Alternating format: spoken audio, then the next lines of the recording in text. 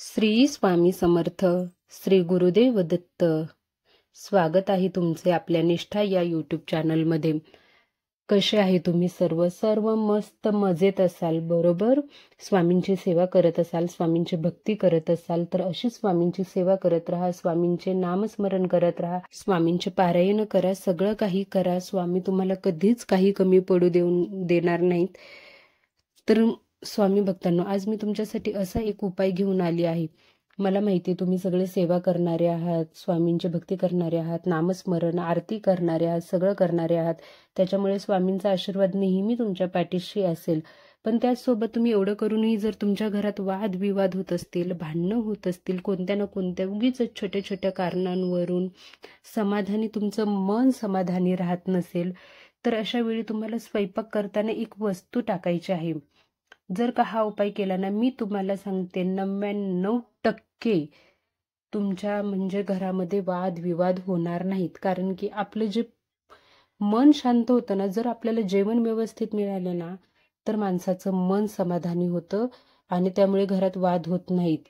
म्हणतात ना, घरातल्या प्रत्येक माणसाचा मन जिंकायचं असेल तर त्याची सुरुवात पोटापासूनच होते. त्याच्यामुळे तुम्हाला माणसांचं जर मन जिंकायचं असेल, घरातली माणसं शांत राहिले पाहिजेत, घरातली शांती टिकवून ठेवायची असेल, तर हा उपाय तुम्ही नक्की नक्की नक्की करा. मी तुम्हाला रिक्वेस्ट करते. बघा, तुम्हाला याचा खूप खरंच खूप फायदा होणार आहे. तर बघा, स्वयंपाक करताना आपण आपल्या इंद्रियांचे किती वापर करतो? 5 इंद्रियांपैकी तुम्ही सांगा.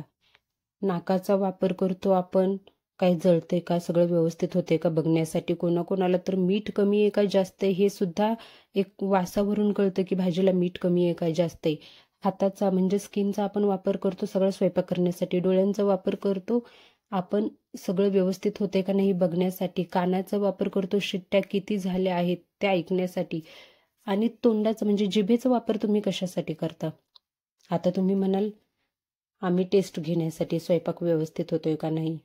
तर तुम्हाला त्याच्यासाठी नाही करायचंय आणि व्यर्थाची बडबड करण्यासाठी देखील तो उपाय, तोंडाचा वापर नाही करायचा आहे. तुम्ही स्वयंपाकाला लागली की तुम्हाला श्री स्वामी समर्थ नामाचा नामजप करायचा आहे. जोपर्यंत तुमचा स्वयंपाक होत नाही तोपर्यंत व्यर्थाची बडबड टाळा आणि स्वामी नामाचा जप करा. जेव्हा तुम्ही स्वयंपाक करत असताना तेव्हा त्याच्यामध्ये ती स्वामींची भक्ती तुम्ही जे आतमधून जे करताय ना, तुम्ही मनामधून, ते सगळं त्याच्यामध्ये उतरणार आहे आणि त्या स्वयंपाकाला एक चव वेगळी येणार आहे. त्याच्यामुळे आपण जेवढा वेळ स्वयंपाक करतोय ना, असंही दिवसभर तुम्हाला स्वामींच्या नामाचा जप करायचाच आहे. पण स्वयंपाक करताना व्यर्थाची बडबड न करता फक्त श्री स्वामी समर्थ म्हणायचं आहे.